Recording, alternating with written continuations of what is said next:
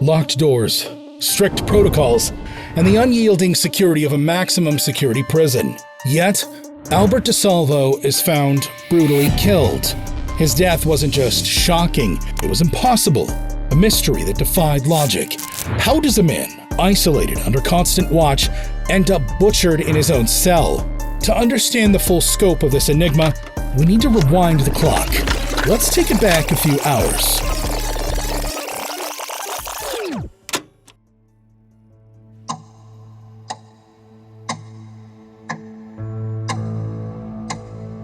November 25th, 1973.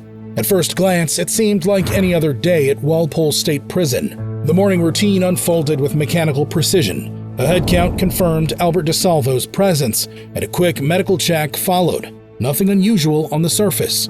By 7:15 a.m., breakfast was served. Luncheon meat, the standard fare of prison life. Yet, Albert barely touched it. His mind was elsewhere. His appetite dulled by a creeping sense of unease. Something had shifted. It had been exactly 6 days since DeSalvo was moved to the infirmary under special lockup, isolated from the general population. The Boston Strangler had grown increasingly paranoid. Fear clung to him like a shadow. DeSalvo knew he was a marked man, his notoriety putting him under a spotlight he desperately wished to avoid. As a public figure in prison, a place where grudges and rivalries often turned lethal, he had stepped on too many toes, angered too many people, including some of the guards. The routine may have seemed ordinary, but for DeSalvo, the last few days had been anything but. His daily duties began as usual. DeSalvo, now assigned as an orderly in the prison infirmary, spent his days carrying out simple but steady tasks, cleaning surfaces, organizing medical supplies, and occasionally assisting staff.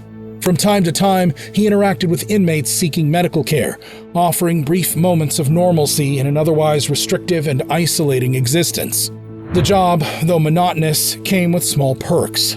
It allowed him limited movement within the infirmary and brief escapes from the suffocating isolation of his cell. Yet, this role was far from a reprieve. It was a double-edged sword, giving him a sense of purpose while simultaneously exposing him to others who harbored deep resentment.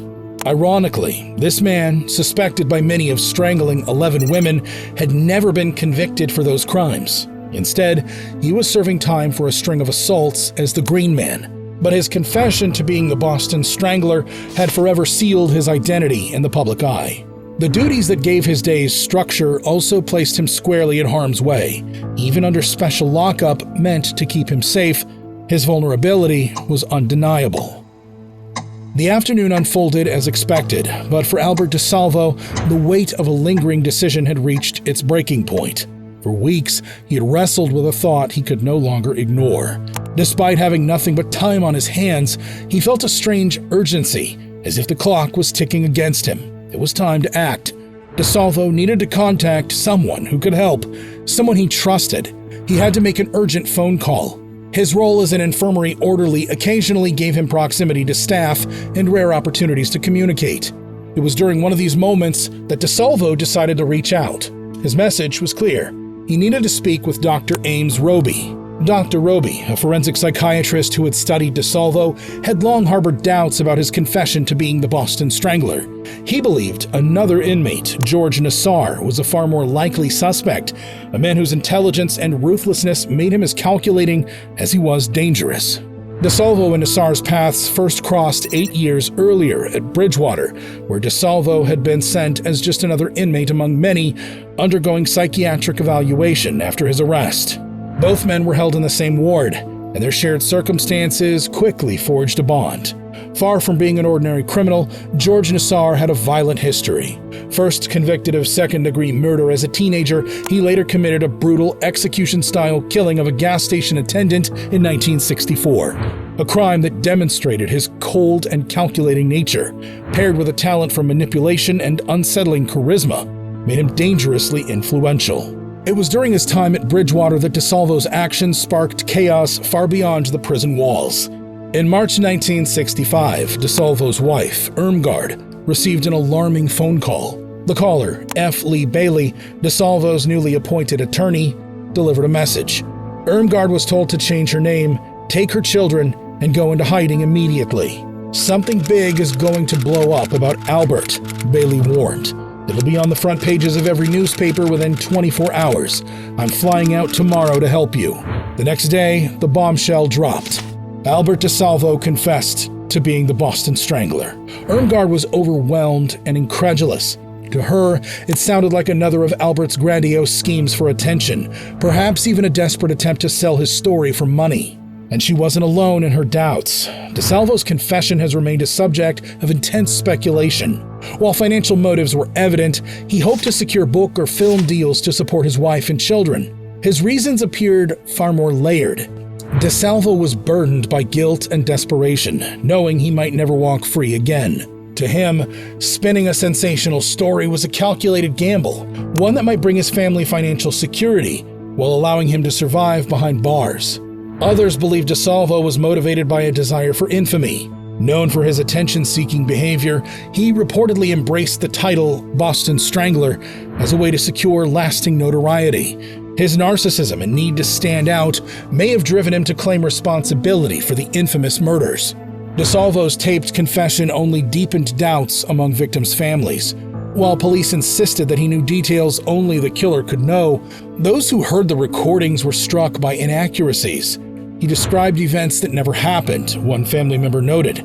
Critics pointed out that many of the details could have been learned from public reports or through coaching. But what he once may have embraced as a path to notoriety had instead turned into a curse inside prison walls. By 5 p.m., DeSalvo was granted permission to make his urgent phone call. Clearly distressed, he expressed fear for his safety and insisted on meeting with Dr. Ames Roby as soon as possible. DeSalvo asked Roby to bring a reporter, hinting at crucial information that could shed new light on the Boston Strangler case. Roby agreed to meet him the very next morning, intrigued by what DeSalvo might reveal. Despite the tension brewing beneath the surface, the daily prison routine unfolded without a hitch. It was time for the final meal of the day. Nothing elaborate, just a plain serving of potatoes, kind of uninspiring fare that defined life behind bars. For Albert DeSalvo, however, the moment carried a faint sense of relief. Restless all day, he now felt a flicker of calm. The call had been made, a small but significant step toward whatever resolution he sought. The weight pressing on him had lightened, if only slightly, as the relentless rhythms of prison life continued around him. As the day wound down, Albert returned to the cramped confines of his lockup.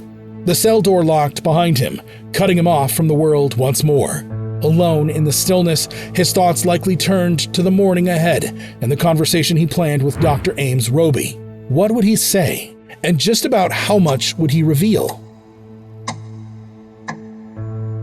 In the suffocating stillness of a prison under lockdown, Albert DeSalvo met a gruesome and mysterious end.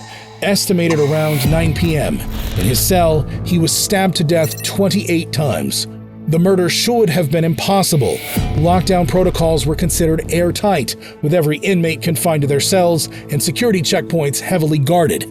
Yet somehow, someone had infiltrated his cell, carried out the brutal attack, and escaped undetected.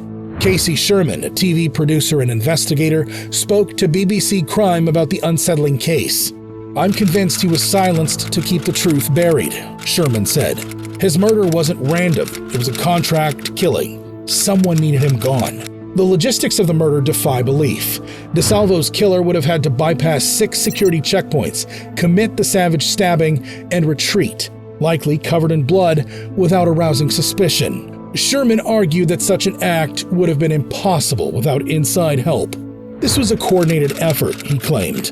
The attack had to involve collusion from those on the inside. Dr. Ames Roby, reflecting on the situation, added another chilling layer to the story. He was going to tell us who the Boston Strangler really was and what the whole thing was about. In the weeks leading up to his death, DeSalvo had reportedly told his psychiatrist he had something important to reveal, something he claimed would shed light on the truth behind the Boston Strangler case, an intention that may have sealed his fate. Speculation about the motive behind DeSalvo's murder remains divided. While some believe he was silenced to prevent the truth from coming out, others suggest a more mundane reason. The suspects, Richard L. Devlin and Robert M. Wilson, were initially tried for the killing, but the trial ended in a hung jury. It was later alleged that DeSalvo had been killed for selling amphetamines in prison at prices undercutting the inmate-enforced syndicate.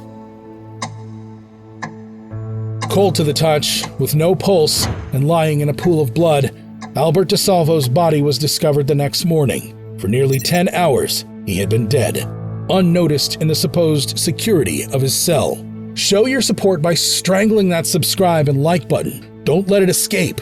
See you in the next one.